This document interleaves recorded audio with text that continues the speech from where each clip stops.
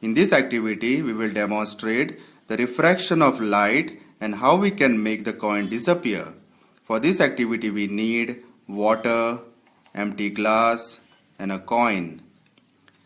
Keep the coin below the glass.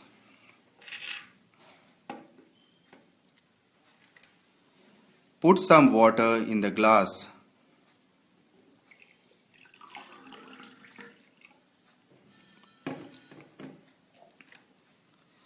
As we pour water in the glass, we observe that the coin disappears. If we lift the glass, you can see the coin is still there. This happens because of refraction of light. The phenomenon of bending of light at the interface of two media is commonly known as refraction of light. It occurs because the speed of light is different in different medium.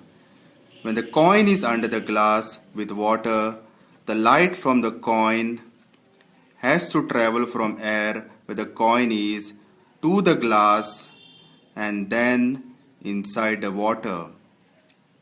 When we pour water in the glass, the refractive index of glass and water combined together becomes much higher than the refractive index of air.